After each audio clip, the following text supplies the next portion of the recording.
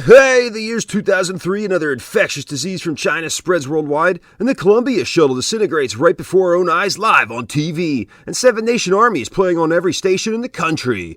Arnold Schwarzenegger becomes governor of California, and Saddam Hussein is captured by U.S. forces, plus we're still 5 years out from the birth of the MCU. Getting into the new millennium, the shoot-'em-up genre seemed to be past its prime, but one developer again would change the landscape and bring a new masterpiece to a worldwide audience. Let's take a closer look.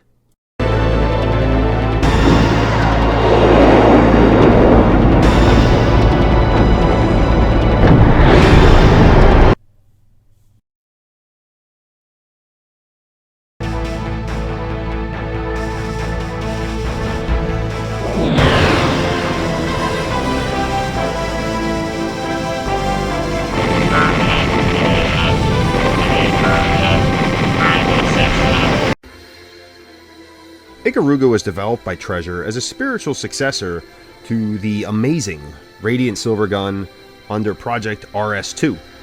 Development began in the off hours while Sin and Punishment was still being developed. As with all Treasure titles, its priority is always to appeal to its core fans while providing a new take to conventional thinking. Overall, 5 staffers from Treasure and 3 additional employees from G-Rev looking to fund their own shooter would work on the project, culminating with the arcade release on December 20th, 2001 in Japan on Sega Naomi hardware, making for easier home ports. The Dreamcast port was released exclusively in Japan on September 5th, 2002 to great success and started a following quickly among import gamers in the States. On January 16, 2003, Ikaruga was ported to the GameCube by Infogrames under the Atari label with the announcement that it would be released in the West on April 15, 2003 and May 9th the same year in Europe. It would also see future digital releases on the Xbox 360 and other digital platforms, and even physical releases for the PS4 and Switch in recent years. Ikaruga is a vertical scrolling shoot-'em-up featuring 5 stages, 3 levels of difficulty, and a 2-player co-op mode. No power-ups here, you get a standard fire and a homing laser that can be charged up. There is a scoring system, but it's not essential to the core gameplay. The party trick of Ikaruga is the polarity system. You can change the polarity of your ship between light and dark. While white, you can absorb the white enemy fire to charge your special weapon and deal twice the damage to the dark enemies, and vice versa while your polarity is black.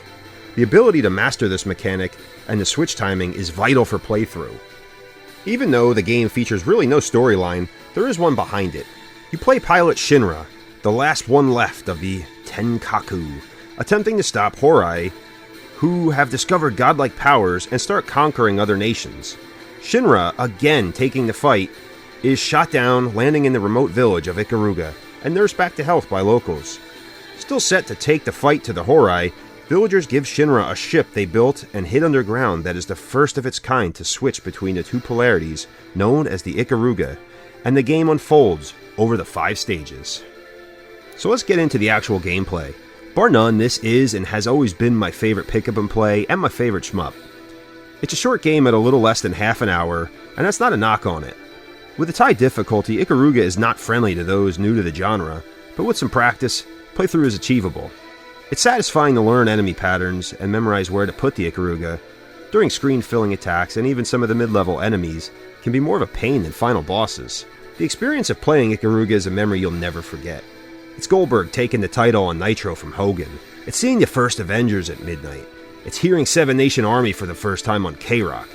And just like Seven Nation Army, Ikaruga's perfectly refined simplicity, with fresh takes on an old-school genre, leaves a massive footprint on the STG landscape, even at the time receiving critical acclaim, being IGN's Game of the Month in April of 2003. Treasure takes the genre into the new millennium with Ikaruga. Visually updated, this exotic yet simple game explodes off the screen with the most basic palette. The opening sequence will stick with you just like the first eye contact with the love of your life. It leaves a first impression that is permanently burned in your memory. The ship itself is impressive, and based off the storyline, looks very appropriate for its origins. Level design ranges across different backdrops, and fits the story perfect. Whether in the clouds above a forest, an industrial area, to inside an alien fortress. The enemy design and bosses are next level, and the challenge from them will frustrate you until you memorize their every move. The bosses themselves are menacing looking, and unlike anything I've ever seen in a shooter before, with a final survival that will make you remember another Treasure final stage.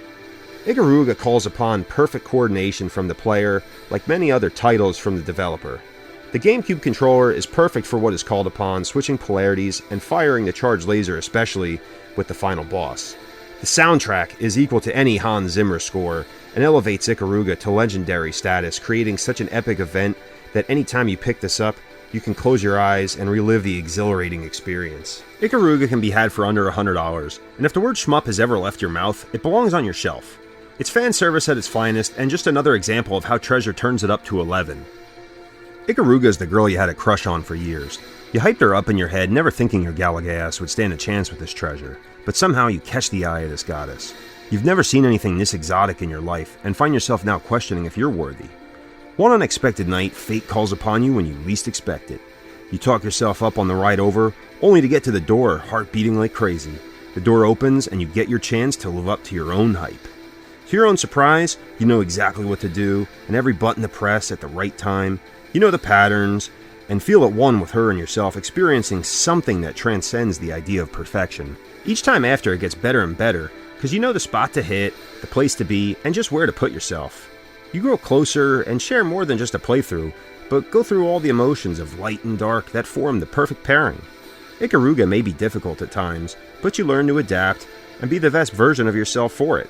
There is nothing else in life like it, and it truly is a masterpiece. Ikaruga for me is on a pedestal that will never be equaled, nor would I want anything to. To me it's perfect in every way, and whatever flaws it has makes you love it even more. It brings out the best in me, and gives me a confidence I didn't have in myself before. There's a perfect match for everyone out there. It may take a bit to find it, make some mistakes along the way, and go through some rough times, but like Ikaruga, nothing comes easy and without a challenge. It just goes to show you that with determination, hard work, and a lot of heart, anything is possible, even on the days we least expect it. Anyway guys, thank you so much for watching, thank you so much for listening. I really enjoyed making this video, I hope you guys liked it. Give me a like, comment, subscribe, tell me what I could do better, or give me some suggestions for the future.